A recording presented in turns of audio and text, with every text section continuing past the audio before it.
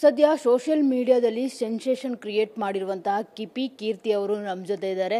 So ಅವ್ರನ್ನ ಮಾತನಾಡ್ಸೋಣ. ಬೆಂಗಳೂರಿಗೆ ಬಂದಿದ್ದಾರೆ. ಕಿಪಿ ಕೀರ್ತಿ ಅವರೇ, ಬೆಂಗಳೂರಿಗೆ ಬಂದಿದ್ದೀರಾ. ಸೊ ಕೊಡಗುವಿಂದ ಬೆಂಗಳೂರಿಗೆ ಯಾಕೆ ಪ್ರಯಾಣ ಅಂತ?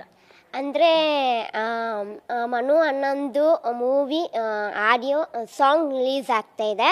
ಸೊ ಅದು ಸಪೋರ್ಟ್ ಮಾಡೋಕ್ಕೋಸ್ಕರ ಬಂದಿದ್ದೀನಿ. ಸೊ ನನಗೆ ಕರೆದಿದ್ದಾರೆ, ಹಂಗಾಗಿ ನಾನು ಬಂದಿದ್ದೀನಿ. ಸೊ ಏನು ಹೇಳ್ಬೇಕಂತ ಗೊತ್ತಾಗ್ತಾ ಇಲ್ಲ.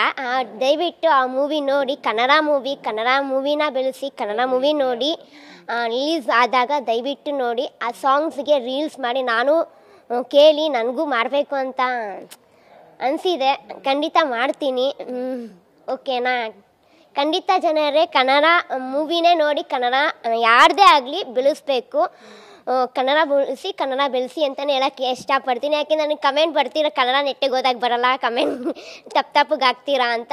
ಇವಾಗ ಹೇಳ್ತಾ ಇದ್ದೀನಿ ನೋಡಿ, ಕನ್ನಡ ಮೇನ್ ನಾನು ಮಾತಾಡೋದೇ ಕನ್ನಡ. ಮತ್ತು ನಾನು ಅಪ್ಪು ಸರ್ ಅಭಿಮಾನಿ. ಓಕೆನಾ? ಕನ್ನಡ ನಟ ಅದೇ ಅಪ್ಪು ಸರ್ ಅಭಿಮಾನಿ. ಕನ್ನಡ ಮೂವಿಗಳೇ ಬೆಳೆಸಿ ಅಂತ ಕೂಡ ನಾನು ಉದಾಹರಣೆಗೆ ಈ ಮೂವಿಯಿಂದ ಹೇಳ್ತಾ ಇದ್ದೀನಿ. ದಯವಿಟ್ಟು ಕನ್ನಡ ಮೂವಿ ನೋಡಿ. ಓಕೆನಾ? ಓಕೆ. ಕುಲದಲ್ಲಿ ಕೀಳೆ ಯಾವುದೋ ಟೀಮು, ಅಂದರೆ ಈ ಸಿನಿಮಾ ಟೀಮ್ ನಿಮ್ಮನ್ನೇ ಹೇಗೆ ಕಾಂಟ್ಯಾಕ್ಟ್ ಮಾಡ್ತು ಅಂತ? ಅಂದರೆ ಮನು ಅಣ್ಣ ಕಾಮಿಡಿ ಕಿಲಾಡಿಯಿಂದನೇ ನನಗೆ ಪರಿಚಯ ಇದ್ದಾರೆ. ಮನು ಅಣ್ಣ ಆಗಲಿ, ಗಂಗಕ್ಕ ಆಗಲಿ, ಈ ಸೋಷಿಯಲ್ ಮೀಡಿಯಾದಲ್ಲಿ ಸ್ಟಾರ್ಸ್ ಅಂತ ಗುರುತಿಸ್ಕೊಂಡಿರುವ ನಮ್ಮ ಪ್ರಿಯ ಫ್ಯಾಮಿಲಿ ಮೆಂಬರ್ಸ್ ಅಂತ ಹೇಳಕ್ಕೆ ಇಷ್ಟಪಡ್ತೀನಿ. ಅವ್ರುಗಳೆಲ್ಲ ಹ್ಯಾಕ್ಟ್ ಮಾಡಿದ ನನ್ನನ್ನು ಕರೆದಿದ್ರು. ಬಟ್ ಅನ್ಫಾರ್ಚುನೇಟ್ಲಿ ನನಗೆ ಬರೋಕ್ಕಾಗಿಲ್ಲ.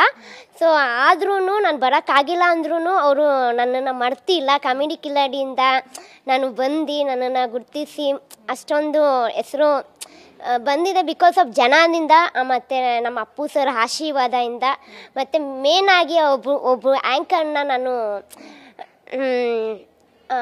ಜ್ಞಾಪನ ಮಾಡ್ಕೋಬೇಕು ಅಂತ ಅಂದ್ಕೊಂಡಿದ್ದೀನಿ, ಅನುಶ್ರೀ ಮ್ಯಾಮ್ನ. ಯಾಕೆಂದರೆ ಅನುಶ್ರೀ ಮ್ಯಾಮ್ ನನ್ನನ್ನು ಅಷ್ಟೊಂದು ಲೈಕ್ ಮಾಡಿದ ಅಂದಿದ್ದರೆ ನಾನು ಅಲ್ಲಿಗೆ ಬರ್ತಾನೇ ಇದ್ದಿಲ್ಲ. ಸೊ ಅನುಶ್ರೀ ಮ್ಯಾಮ್ ನನಗೆ ತುಂಬ ಇಷ್ಟ. ಅವರು ಯಾಕೆಂದರೆ ಅವ್ರ ಅಪ್ಪು ಸರ್ ಅಭಿಮಾನಿ ಅಂತಲ್ಲ, ಅವರ ಕ್ಯಾರೆಕ್ಟರ್ ಕೂಡ ತುಂಬ humble person like Appu sir ಥರ. ಸೊ ಹಂಗಾಗಿ ಅನುಶ್ರೀ ಮ್ಯಾಮ್ನ ಈ ಸಂದರ್ಭದಲ್ಲಿ ನೆನೆಸ್ಕೊಳ್ಳೋಕೆ ಇಷ್ಟಪಡ್ತೀನಿ ಅಂತ ಹೇಳಕ್ಕೆ.